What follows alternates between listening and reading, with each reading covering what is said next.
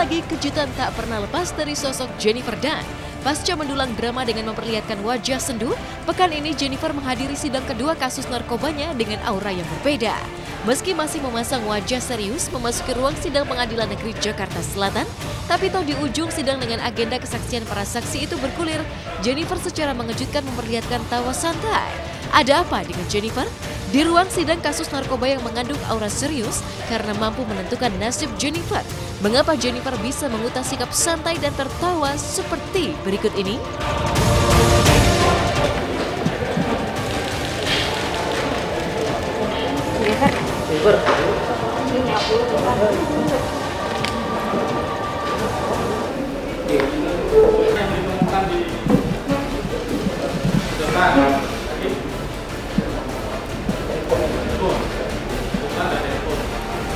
Dalam dakwaan jaksa ada sisa-sisa ini belum kan? Di dalam lebih banyak di belakang foto itu. Enggak lain. Sudah mulai. Aman. Kita pamit aja pamit. Iya, pamit. Maksud dulu ya. Kamis ya. Koningan semua.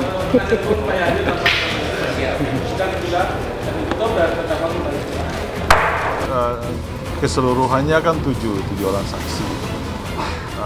Tadi kan baru 2 saksi yang diperiksa. Ada beberapa poin yang dibantah oleh klien kami itu. Yang pertama bahwa klien kami tidak memesan sebanyak yang dituduhkan tadi jaksa. Kemudian tidak pernah menunggu sisanya itu. Jadi saksi kami sifatnya pasti.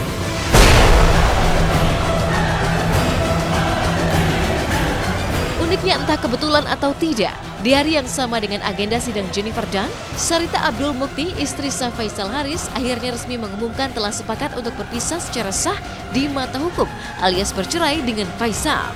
Tak ayal, teka-teki baru pun mencuat. Mungkinkah karena Sarita dan Faisal akhirnya sepakat untuk resmi bercerai, Jennifer sempat mengutas tawa dan sikap santai saat menghadiri sidang kasus narkobanya kemarin? Entahlah, yang jelas demi bisa bercerai dengan Sarita, kabarnya Faisal Haris pun konon harus rela memenuhi syarat tertentu dari Sarita.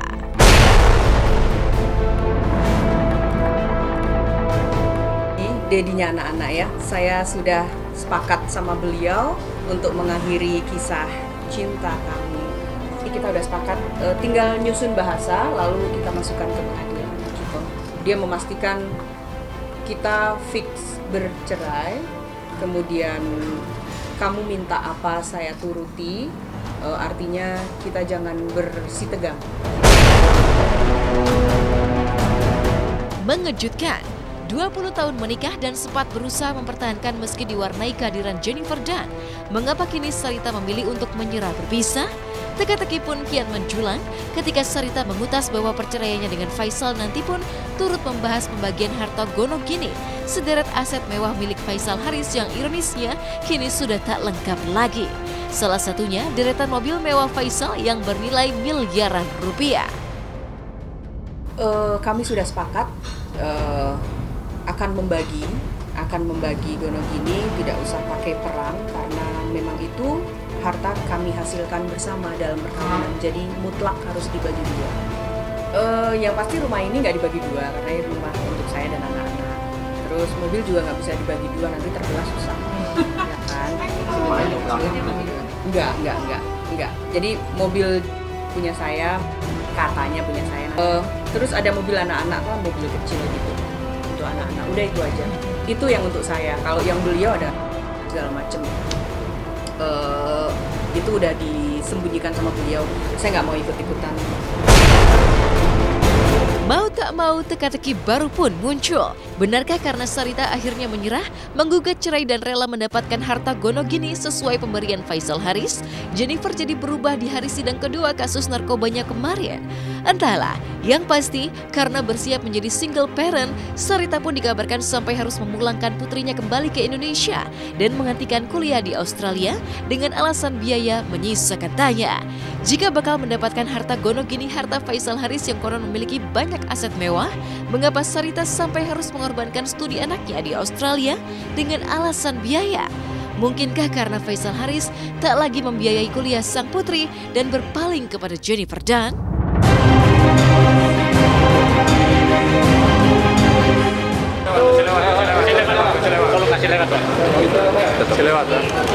Padang.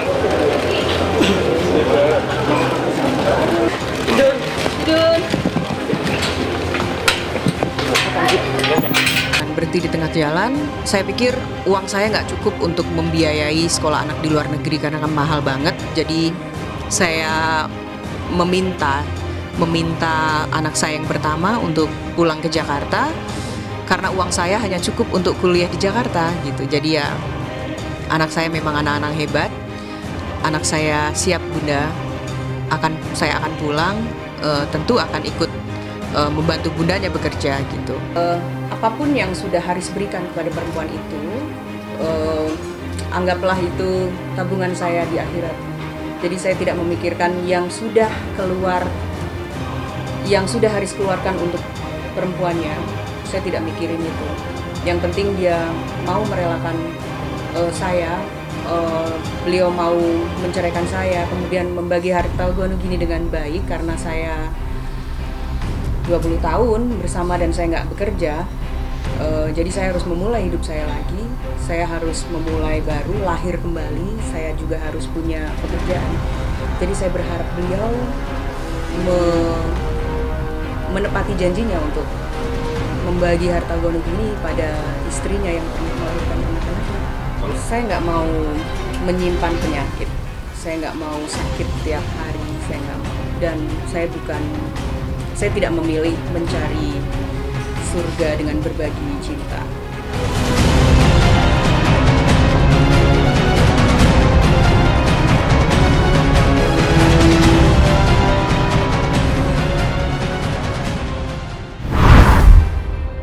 Kabar prihatin sekaligus mengejutkan.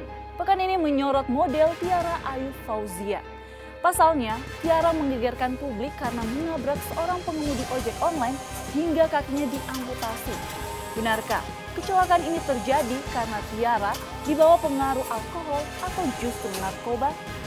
Lantas mengapa pula keluarga korban tak mau menemui keluarga Tiara? Langsung saja kita simak ulasannya usai jeda pariwara yang berikut ini.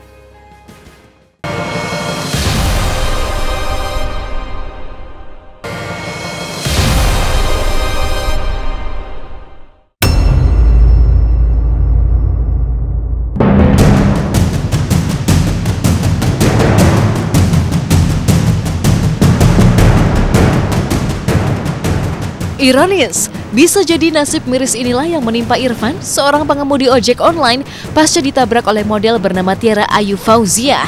Betapa tidak, tak ada angin, tak ada hujan, tiba-tiba saja Irfan mengalami kecelakaan miris hingga membuat kaki kirinya harus diamputasi. Tertabrak mobil yang berjalan kencang dan dikendarai oleh Tiara. Jejak-jejak miris peristiwa naas ini tergambar jelas ketika tim Hotshot mengusut mobil mewah yang dikendarai Tiara dan miris membuat kaki Irfan kini tak lagi utuh.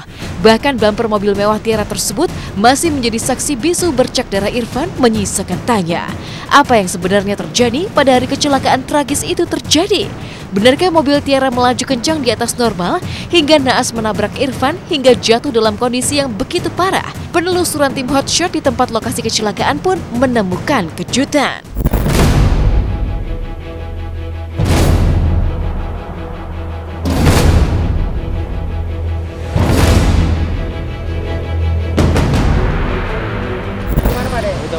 Nah itu sedan itu, masih agak coklat itu. Motornya itu Motor dari arah mana Pak De? Motor dari situ tuh. Situ, Iya. mau ke arah situ terus ke sini. Mau jalan udah, mau jalan. Mobilnya Dari sini. dari sana. Iya. Lihat tapi setelah ada benturan buat begitu baru lihat motor kena benturan, ketabrak, motornya langsung mental, keluar api itu, sampai percikan lah ke aspal itu. Nah orangnya tergeletak itu, kakinya putus. Ya kabur arah ke selatan itu. Cuman iya yang lurus. Cuman kan ketangkep karena yang di belakangnya kan ada motor. Kalau separah apa, saya pikir sangat parah ya. Pak Irfan sampai kehilangan kakinya. Pasti mobil kecepatan lebih dari 80 lah, melaju dari 100 km per jam mungkin. Kondisi Pak Irfan ini sekarang kemarin dilakukan operasi untuk menghentikan pendarahan dan menjahit luka-luka. Alhamdulillah berjalan lancar. Sekarang pasien sedang dirawat intensif di ruang ICU.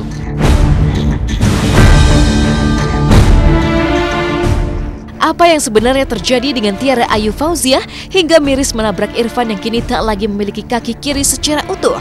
Dikabarkan menabrak korban karena mengendarai mobil dengan kecepatan lebih dari 80 km per jam pada pukul 23.30 waktu Indonesia Barat. Mungkinkah Tiara dalam kondisi terpengaruh alkohol atau bahkan narkoba? Teka-teki yang kian misterius karena ketika tertangkap pasca berusaha kabur, Tiara mengutas emosi tanpa sebab musabab yang jelas seperti berikut ini. Tahu yang pergi keluar. Please, saya minta mohon. Saya minta mohon. Bisa, Bapak bisa menghargai saya, sama-sama menghargai. Bisa nggak? Bisa nggak? Bisa nggak? Please Bapak, menghormati Pak Polisi.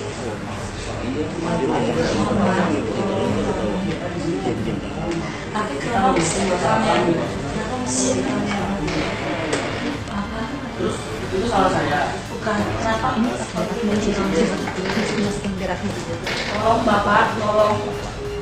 Mbak udah salah ya udah Mbak. Saya sekolah, saya minta maaf. Tapi kenapa kamu mensimpan kamera? Saya bertanggung jawab di sini. Iya Pak, terima kasih. Iya, kamu nggak usah. Nanti yang jelas memang dari hasil pemeriksaan urin hasilnya memang negatif. Ya. Pada saat mengendarai kita berpedoman pada surat yang dikeluarkan oleh dokter dari rumah sakit Keramat Jati, yang jelas hasil pemeriksaan urin adalah negatif. Hasil pemeriksaan sementara karena kelalaian kurang konsentrasi. Jauh dari sikap Tiara yang emosional, pihak keluarga Irfan sang korban kecelakaan justru diguncang syok berat. Pasalnya sebagai bapak satu anak, Irfan merupakan tulang punggung keluarga. Tapi kini pasca tertabrak mobil Tiara, Irfan yang kini masih terbaring lemas di ruang ICU harus kehilangan kaki kirinya. Ironisnya, alih-alih datang menjenguk dan meminta maaf secara langsung kepada Irfan, Tiara hanya diwakili keluarganya menemui Irfan di rumah sakit menyisakan tanya. Benarkah karena sakit hati dan sedih, pihak keluarga Irfan menolak untuk bertemu dengan keluarga Tiara? Keluarga terutama istri pasti shock ya, shock berat. Cuman karena alhamdulillah kami dari majelis menerima bimbingan agama yang cukup kuat, kami tahu ini musibah, kami pasrahkan semua keadaan atau takdir ini kepada Allah Subhanahu wa taala. Keluarga dari pelaku alhamdulillah punya itikat baik. Kemarin langsung datang menemui kami diwakili oleh ibu pelaku, kemudian tantenya, neneknya juga ada, sama sepupunya. Dari keluarga pelaku kemarin menyampaikan dua hal. Yang pertama meminta maaf, yang kedua siap bertanggung jawab penuh terhadap insiden ini atau hal-hal yang timbul akibat kecelakaan ini. Namun dari pihak keluarga korban, kami belum ingin membahas hal-hal apa saja yang harus disepakati atau dimusyawarahkan dengan keluarga pelaku.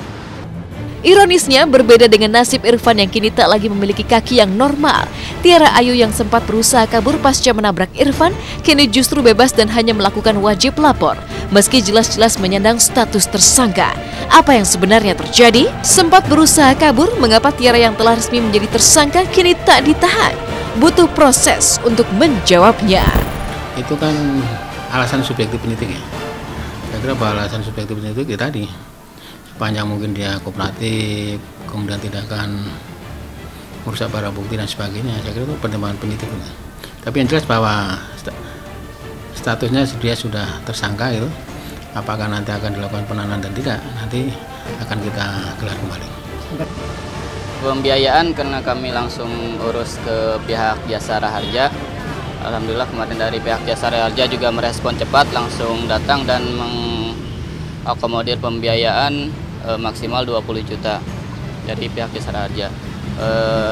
Kemudian kekurangan biaya juga kami urus ke pihak BPJS Kesehatan. dan alhamdulillah sudah selesai.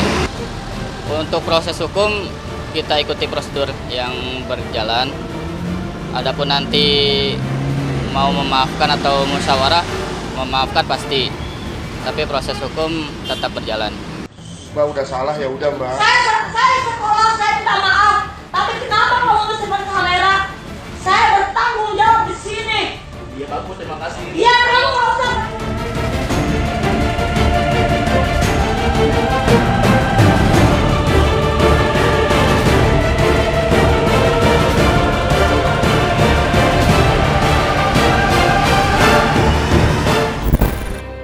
Pulang dari ibadah umroh, ada setumpuk cerita seru sekaligus penuh hikmah yang dibawa oleh artis Nikita Willy. Di antaranya, kesulitan Nikita saat melakukan tawaf mengelilingi Ka'bah. Nah, seperti apakah cerita Nikita pasca pulang dari Tanah Suci Mekah? Benarkah di hadapan Ka'bah, Nikita sempat memanjatkan doa tentang nasib hubungannya dengan Indra Priawan, sang kekasih? Langsung saja kita simak liputannya usai jeda pariwara yang berikut ini.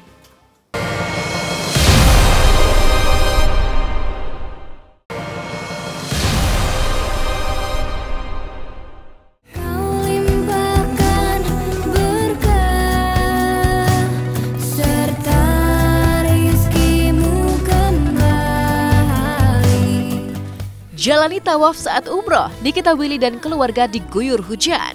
Begitulah pengalaman menakjubkan yang dialami Nikita Willy bersama 23 anggota keluarganya saat menunaikan ibadah di Tanah Suci Mekah sejak 4 April lalu. Diguyur hujan saat menjalankan tawaf menjadi pengalaman pertama bagi Nikita pasca beberapa kali menjalankan ibadah umroh. 9 hari menunaikan ibadah di Tanah Suci, Nikita Willy dan keluarga akhirnya tiba di tanah air kemarin. Lelah seakan membekap begitu turun dari pesawat, padahal selama menjalankan ibadah, Nikita mengaku begitu bersemangat dan tak kenal lelah, termasuk saat tawaf mengelilingi Ka'bah. Lantas, apa yang dirasakan Nikita Willy saat menjalankan tawaf di tengah derasnya hujan di Tanah Suci?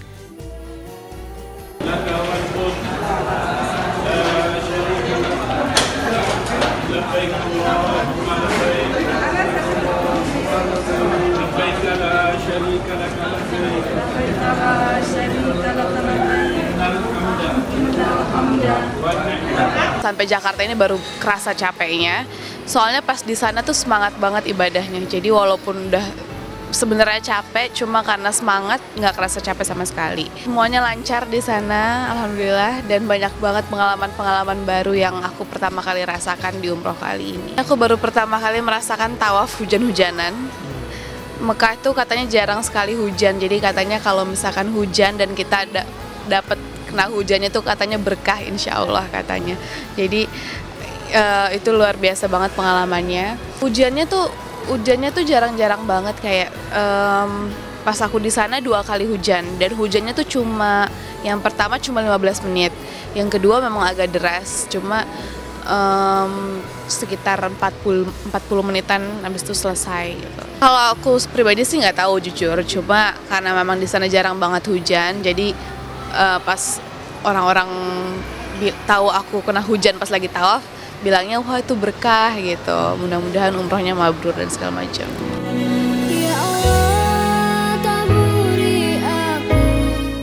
Rasa haru dan bangga menyelimuti kalbu Nikita Willy. Apalagi konon hujan di Tanah Suci erat dikaitkan dengan keberkahan. Lantaran itu pula semangat Nikita untuk melakukan tawaf kian menggebu. Selama berada di Tanah Suci, Nikita pun kerap menghabiskan waktu dengan melakukan tawaf wada Ka'bah usai menjalankan sholat. Lantas, benarkah selain pengalaman menakjubkan diguyur hujan saat tawaf, Nikita pun akhirnya tahu tempat-tempat bersejarah yang pernah didatangi Nabi Adam alaihi salam untuk memohon ampunan dari Allah Subhanahu wa Ta'ala. Lalu bagaimana pengalaman Nikita menjalankan tawaf sendirian bersama sang asisten pribadi? Ini hujan pertama kali yang aku lihat di Mekah, makanya aku sama mama aku pas ngeliat hujan kayak ya Allah hujan langsung kayak norak gitu. Soalnya hujan cuma kayak nggak ada tanda-tanda mau hujan gitu loh, kayak nggak mendung nggak apa, terang terus hujan. Deru nafas kadang tersengal terjemah. Khusyuk banget alhamdulillah. Orang-orang kan di Jakarta bilangnya kayak panas banget kalau umroh sekarang gitu, panas banget.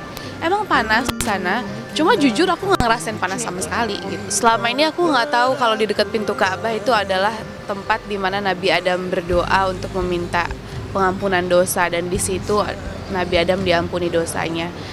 Dan selama ini aku nggak tahu. Terus kemarin mutawifnya ngasih tahu, terus berdoa di situ minta pengampunan dosa, insya Allah dikabulkan dan diampuni. Aku percaya suatu masa semesta kembali.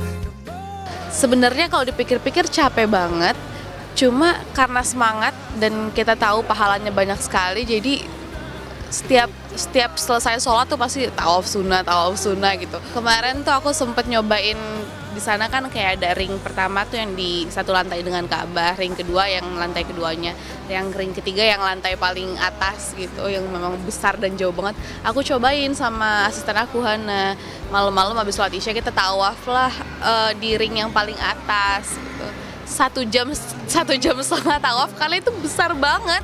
Aku percaya suatu masa semesta. Tak hanya menjalankan tawaf wada, Nikita Willy pun mengundang komentar positif dari netizen dengan postingan di Instagramnya saat berkunjung ke Jabal Rahmah. Di sana kekasih Indra Priawan tersebut memposting dirinya mengenakan nikab atau cadar. Unggahan Nikita pun dibanjiri harapan agar ia segera hijrah mengenakan hijab. Lantas apa tanggapan Nikita soal harapan netizen agar dirinya diberi hidayah untuk mengenakan hijab? Di tempat-tempat tertentu aja. Kalau misalkan kayak di waktu itu di Jabal Rahmah kan di instastorynya itu karena di padang pasir yang panas banget, jadi aku pakai cadar gitu. Doain aja ya, aku kayak gara-gara aku ngepost Instagram kemarin terus kayak orang banyak bilang wah bagus berjilbab, dan aku juga kayak wah pede banget ya, kayak bagus juga berjilbab gitu. Cuma doain aja lah, mudah-mudahan suatu saat nanti bener-bener bisa menutup auratnya dengan berjilbab. Mamaku sama papaku kan mengerti lah gitu, aku dan pekerjaan aku juga, dan kalau hijab itu kan dari hati aku sendiri, bener-bener udah siap atau belum gitu, karena memang bukannya cuma tampilan aja dijilbabin gitu, tapi juga bener-bener dari hatinya juga dijilbabin gitu. Jadi kalau nanti insya Allah aku udah bener-bener siap, baru bisa lah gitu membuat aku. Jadi itu adalah hak aku sendiri memilih atau tidak. Pengen banget bisa nyusul lah mungkin suatu saat nanti, mungkin belum sekarang gitu, cuma mudah-mudahan cepat diberi hidayah untuk bisa ikut berjilbab. Melakukan umroh di Tanah Suci tak hanya dilalui Nikita Willy dengan aktivitas religi. Di sela-sela ibadahnya, Nikita yang gemar dengan kuliner Arab menyempatkan diri untuk mencicipi masakan khas Arab, termasuk buah kurma berisi biji almond. Tak terasa, Nikita pun mampu menghabiskan 0,5 kilogram kurma seorang diri. Alhasil kini tubuh Nikita mengalami penambahan berat badan yang membuat dirinya ragu bersentuhan dengan timbangan. Baru kerasa gendutnya sih pas di pesawat tadi jalan ke Jakarta, karena baru kerasa kali ya akumulasi makanan-makanan yang terkumpul itu baru gitu gendut loh pas lagi di pesawat gitu. Jadi kayak ya udahlah, yang penting selesai udah ibadahnya dan liburannya, balik lagi kerja, balik lagi ke diet. Nggak, sama sekali nggak ada kontrol makanan, karena aku orangnya suka makan, aku suka manis, aku suka makanan Arab dan segala macam, aku suka kari dan segala macam. Jadi memang ya udah makan aja. Dan maksudnya kalau kayak lagi trip gini, apalagi sama mamaku sama keluarga aku, kalau nahan-nahan makan, yang lain makan terus kita kayak diem sendiri tuh kayak nggak enak banget. Jadi ya udahlah, suka makanan kan, aku suka kuliner. Jadi di sana aku sama Hana setiap abis sholat selesai sholat sunnah atau selesai tawaf sunnah, kita jalan, kita cobain makanan ini, kita cobain makanan itu, kita cobain makanan-makanan yang ada di situ semuanya. Ya alhasil memang naik berat badan, cuma ya jadi pengalaman sih, kayak banyak cerita lah. Oh, kita ke kebun kurma, terus nyicip-nyicipin kurma. Harusnya aku cuma kayak milih-milihin kurma yang bagus atau yang nggak bagus doang untuk oleh-oleh. Tapi hari itu aku makan kurma sendiri 0,5 kilo. Can you imagine? Aku 0,5 kilo, aku sampai kayak ya ampun, 0,5 kilo habis sendiri, kayak ya ampun, besoknya langsung begah banget gitu. Aku baru pertama kali nyobain kurma yang isinya almond gitu. Itu yang aku habisin 0,5 kilo, itu enak banget. gitu. Jadi kayak ya ampun ini enak banget, cobain lagi ya, cobain lagi, habis tiba-tiba habis setengah kilo sama aku sendiri. Selain menikmati kurma di Tanah Suci, Nikita pun tak lupa membawa oleh-oleh dari negeri Raja Salman tersebut. Bukan sembarang kurma, Nikita memilih kurma Nabi dan air zam-zam yang dipercaya berkhasiat menyembuhkan penyakit. Lalu benarkah saat berada di Tanah Suci, ibunda Nikita berharap putrinya yang kini berusia 24 tahun itu segera dipertemukan dengan calon pendampingnya?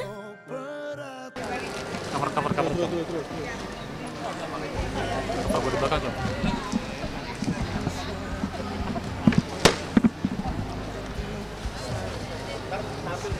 Dan sekarang langsung menuju ke mobil, doain mudah-mudahan jadi umroh yang mabrur. Amin. Oh enggak, kalau ini aku doang, Neng. Karena aku kebanyakan beli jajanan, beli snack-snack dan oleh-oleh, jadi memang kerdus-kerdusnya lumayan banyak. Coklat, kurma, terus kayak snack-snack, kacang-kacang. Kebanyakan tuh snack-snack kayak wafer-wafer gitu yang memang nggak ada di Jakarta. Buat aku dan buat oleh-oleh, karena aku orangnya suka ngemil kan. Semua doa, terutama buat anak-anak dan buat orang tua saya. Semoga anak-anak menjadi anak yang solehah. Ya semuanya lah. Ingin Nurul menjadi lebih baik aja, ibadahnya, sikapnya, kepribadiannya, semuanya harus menjadi yang lebih baik lah gitu. Karena setiap umroh itu adalah ada pembelajaran beda-beda kan gitu. Umroh kali ini juga ada pembelajaran yang beda gitu. Jadi pengennya ya harus menjadi lebih baik aja. Semoga dapat yang terbaik buat Nikita untuk dunia dan akhirat. Semoga ya semuanya lah. Kalau jodoh itu, semoga dapat yang terbaik untuk Nikita dan untuk keluarga, untuk di dunianya dan di akhiratnya. Aku percaya suatu masa semesta kembali bisa. Menggunakan cincin pemberian Irfan Sebastian, benarkah Eli Sugigi sudah resmi dilamar Irfan? Saksikan Hot Shot sesaat lagi.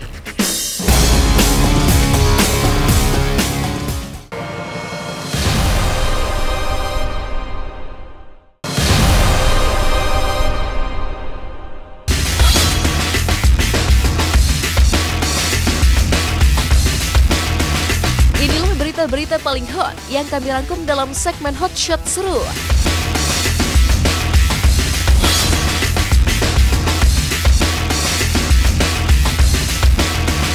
Di tengah penolakan sang putri atas hubungan asmaranya dengan Irfan Sebastian, artis Eli Sugigi hadir dengan kabar yang mengejutkan. Di jemari manis tangan kirinya terselip cincin emas sebagai tanda bukti cinta Irfan Sebastian pada wanita yang telah 5 kali gagal mempertahankan biduk rumah tangganya. Kini Eli bersiap menjemput asa bersama Irfan di pernikahan ke-6-nya yang rencananya akan digelar dengan konsep outdoor tepat di bulan April ini. Lalu benarkah Eli dan Irfan masih merahasiakan tanggal pernikahan mereka lantaran Ulfi, putri pertama Eli Sugigi, belum memberikan restu? Kok nggak ada yang nanya cincin di poin sebelah kiri sih? Apa tuh kali ini? Kali ini apa? Cincin apa? Aduh. Yang bersangkutan sendiri aja yang jawab. Enggak. Apa itu? Cincin Udah, baru. Coba dong kasih tahu dong, Po. Ini yang itu. Oh, yang itu. Dari Mami. Yang sebelah kiri. Dari Mami. Yang sebelah itu kan di update juga di Sasori-nya, Po. Dari Mami. Sasori. Ini dari maminya Siska Martinez. Perhatiin deh postingan-postingan Po yang dulu-dulu nggak pernah pakai cincin kan? Sekarang pakai. Nah, sekarang pakai yang sebelah kiri. Cincin permata yang biru setahun yang lalu. Ya cincin emasnya. Cincin emas. Dari Irfan. Pokoknya ya jangan nanya ya. Ada. Coba dong kasih tahu dong. Geramannya kecil sih emang. Geramannya kecil, cuman manfaatnya besar. Apa itu kali ini?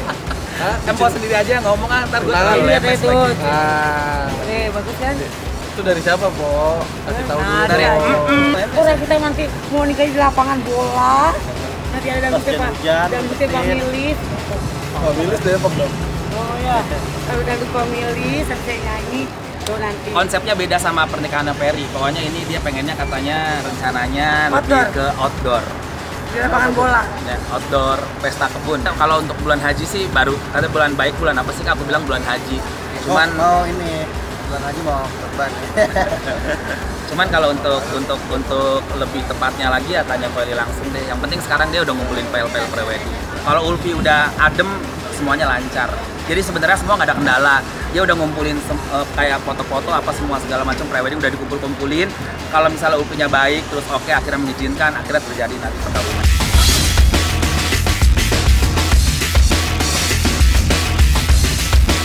Nama Jupiter Fortissimo kembali jadi pemberitaan setelah tahun 2016 lalu terjerat kasus narkoba yang membuat dirinya terpaksa kembali mendekam di balik jeruji besi. Dari penjara, foto-foto terkini Jupiter beredar di dunia maya. Jupiter yang dulu selalu tampil dengan wajah tampan mempesona dan digandrungi kaum hawa, kini justru tampak kurus dan dikabarkan menderita penyakit kulit. Ia tak hanya kurus, Jupiter benar-benar berada dalam kondisi memprihatinkan dengan wajah pucat dan tubuh kurus. Tak hanya itu, foto Jupiter yang tengah berada di dalam rutan Salemba itu pun memperlihatkan sakit kulit yang dialami Jupiter hampir di sebagian tubuhnya. Postingan kondisi terkini Jupiter pun mengundang simpati dari netizen.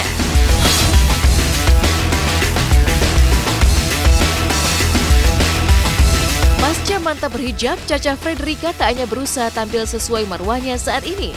Anggota geng sosialita Girl Squad itu pun semakin aktif di berbagai kajian-kajian Islami. Caca yang telah bergulat hampir 3 tahun lamanya sebelum memutuskan hijrah, kini fokus dengan memperkaya diri dalam ilmu-ilmu Islami.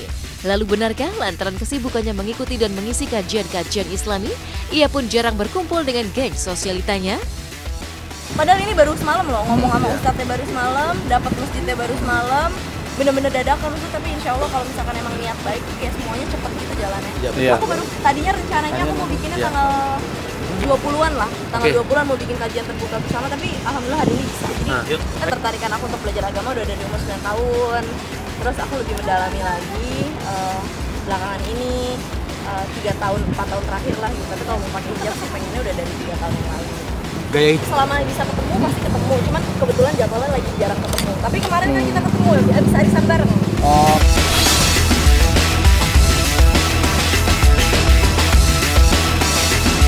Buah jatuh tak jauh dari pohon.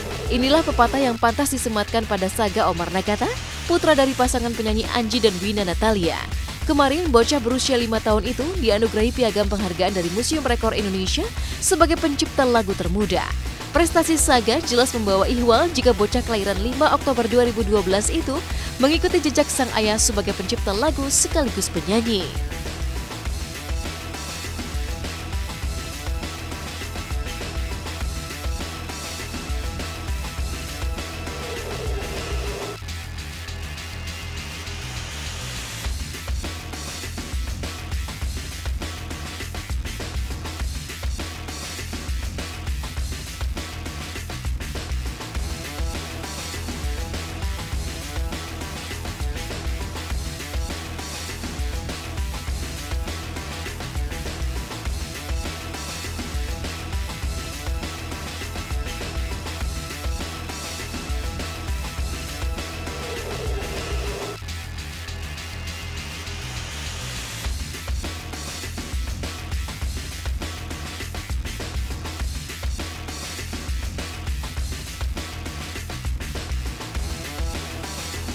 Anak dengan potensi seperti Saga ini banyak banget di Indonesia.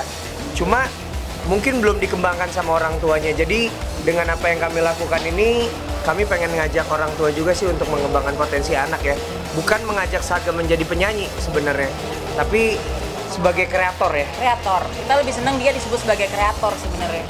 Terserah dia nanti dia mau, kalau dia memang mau jadi penyanyi ya monggo, tapi memang harus bagus gitu. Kalau dia kan suka, dia juga punya hal-hal lain yang dia suka, kayak dia suka menggambar, bagus juga menggambarnya. Dia suka hewan, mungkin dia bisa jadi dokter hewan gitu. Dan lagunya juga udah banyak ya? Dan lagunya juga udah banyak, mungkin dia bisa jadi penyanyi atau bahkan pencipta lagu gitu-gitu. Tapi kan ada juga kan kayak di Indonesia ada Tompi, dokter juga penyanyi. Anji, guru bahasa Mandarin juga penyanyi. Dan yang lain-lainnya gitu. Bangga banget, karena ini prestasi dan ini prestasinya bukan main-main ya, maksudnya bukan, kan ada rekor-rekor yang agak aneh gitu sebenarnya. Bangga, dan apalagi sebenarnya Saga ini termasuk anak yang telat berbicara pada saat itu. Jadi mungkin banyak orang tua yang anaknya telat berbicara terus ngerasa wah jangan-jangan anakku nggak bisa ngapa-ngapain atau apa. Ternyata enggak kok. Ini bisa dia bikin lagu umur 4 tahun. Iya.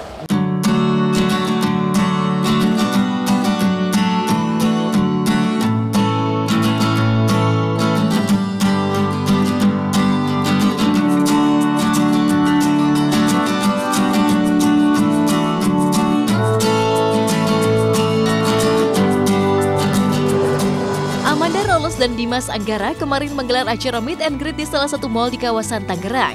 Pemeran Arsan dan Ayla dalam film The Perfect Husband yang telah tayang di seluruh bioskop tanah air sejak 12 April kemarin mendapat sambutan hangat dan diwarnai histeria para penonton film bergenre drama komedi tersebut. Selain berbincang dengan para penonton film The Perfect Husband secara langsung, Dimas dan Amanda pun berbagi cenderamata berupa kaos film The Perfect Husband. Maka seperti inilah antusiasme penonton Tangerang menyambut pemain film The Perfect Husband di lobi bioskop.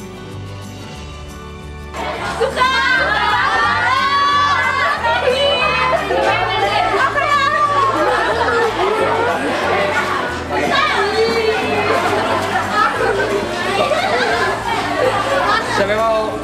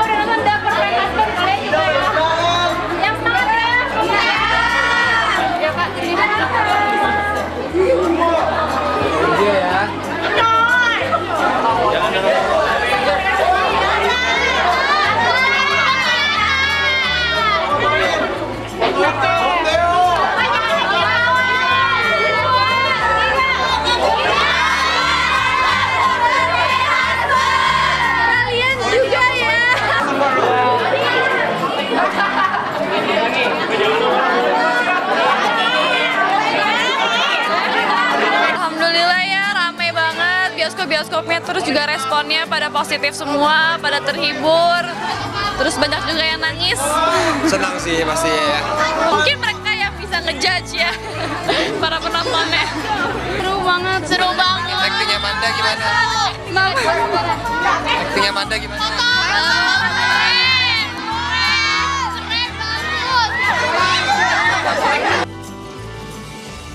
Usai bersua penonton di lobi bioskop, perjalanan Dimas dan Amanda melewati koridor menuju teater terus dikerubungi para fans yang minta foto bersama. Dan puncaknya, begitu tiba di dalam studio pemutaran film The Perfect Husband, Dimas dan Amanda pun langsung disambut histeria penonton. Bahkan tak sedikit penonton yang berusaha mendekati mereka secara langsung. Lantas, seperti apa kebahagiaan Amanda pasca disambut antusias penonton di Tangerang, Banten? Benarkah chemistry yang dibangun antara Dimas Anggara, Amanda Rolls, dan Maxime Bauthier membuat para penonton terbawa perasaan hingga menitikkan air mata?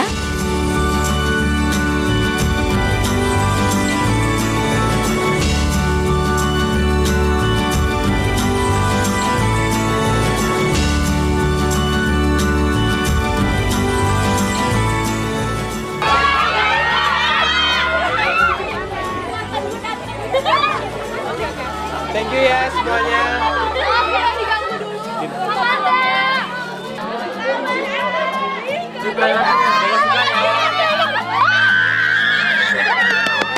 Mau diangkut ke atas.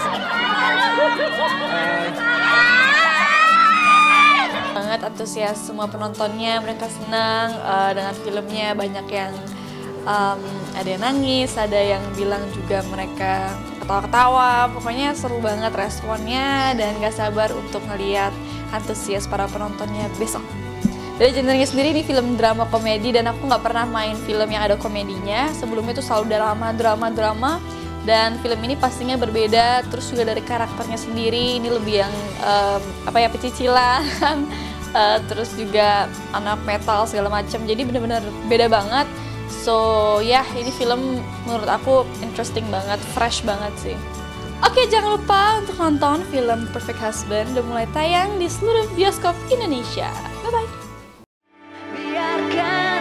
Lakukan apa yang ingin ku lakukan, biarkan aku rasa apa yang ingin aku rasa, biarkan aku jalani hidupku ini saja, bahagia dengan apa yang ku suka, kalau hidupku ini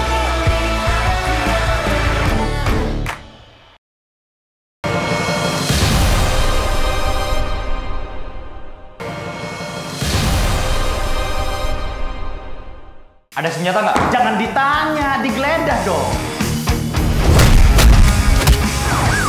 Mundur sekarang!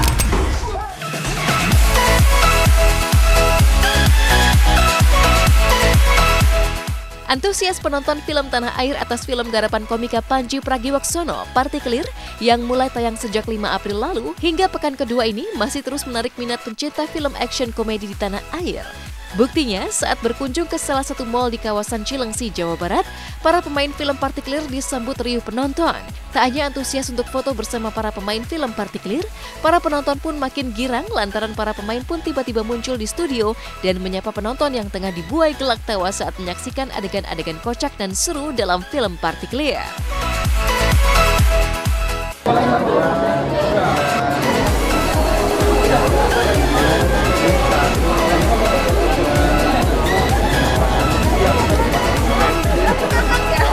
Oh gitu. Karakter favoritnya siapa? Ada Gary, ada Mas Yudi, ada... Oh tuh orang yang di belakang kamu tuh. Thank you ya.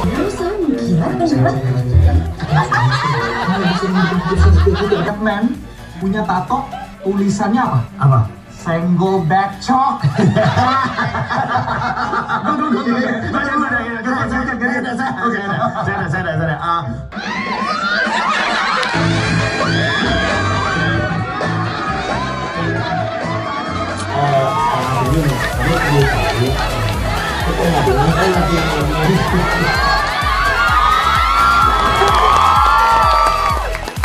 Senang sekali bisa ketemu sama teman-teman yang mau nonton film Partikelir hari ini. Kalau senang filmnya puas, kalau sempat ketawa dan sempat bahagia, pastiin semuanya juga merasakan hal yang sama. Cerita-cerita sama keluarga, sama teman, sebar-sebar gosip. Ibu kalau lagi arisan, lempar-lempar cerita bu. Ih, ibu-ibu mesti nonton. Ada berondong cakep, namanya Gary. Mana Gary? Nah ini dia. Silakan ada bersampaian dari Gary dulu mungkin. Apa bebas? Sekarang kami di Cilengsi. Film Partikelir.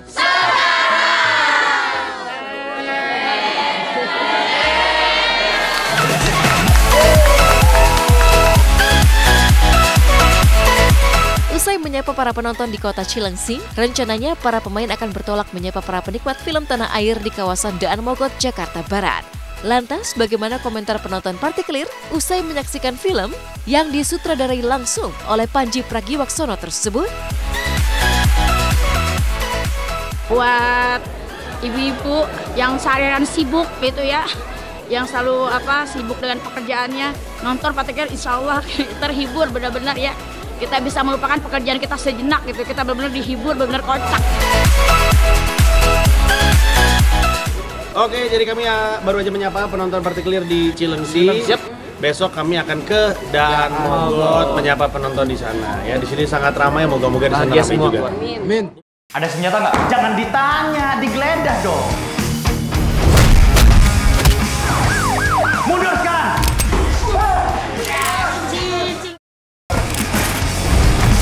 Saya mau tanya-tanya tentang rantau. Nggak pernah coba-coba yang begituan. Teman-teman saya tuh, Panji. Kenapa ya? Pilkada. Biasa. kau sang dewi ciptaan raja, dari langit kau turun. Tiada hari tanpa kekompakan romantis. Inilah yang mewarnai hari-hari keluarga kecil Ayu Dia Bing Slamet dan Muhammad Pradana Budiarto alias Dito sang suami. Buktinya ketika melakukan teater visit film Teman Tapi Menikah yang diangkat dari novel karya mereka, Ayu bersama sang suami terlihat kompak dan saling bahu-membahu mengasuh Dia Skala Bumi sang putra. Assalamualaikum warahmatullahi wabarakatuh.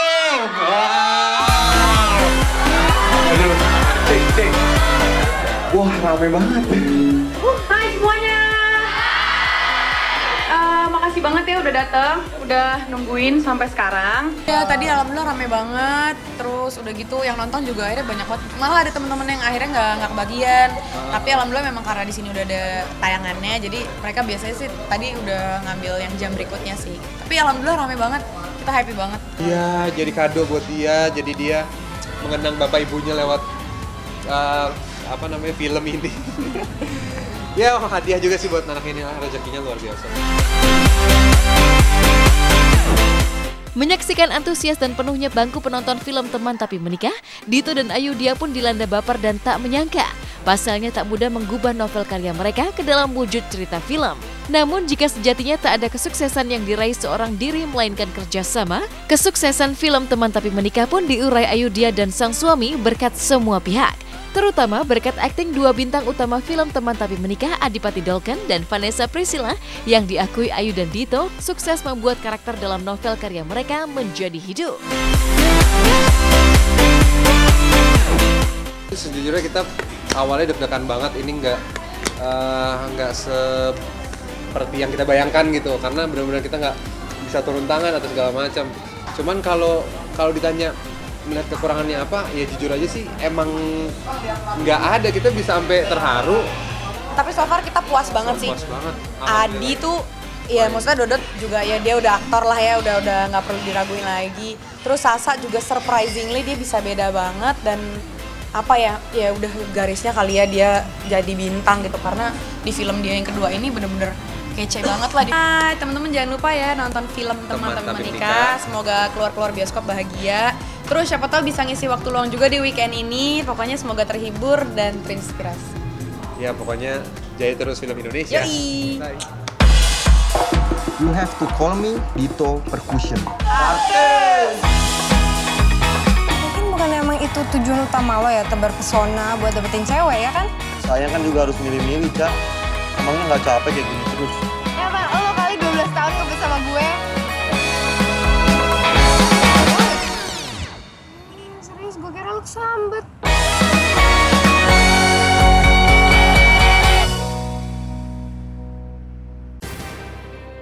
Pemirsa, sesudah perjumpaan kita hari ini, saya Justin Michelle Tumbel mohon pamit undur diri dari hadapan Anda. Saksikan terus Hot Shot setiap hari Jumat mulai pukul 6 pagi, Sabtu dan Minggu mulai pukul 9 waktu Indonesia Barat, tentunya hanya di SCTV, satu untuk semua. Jangan mudah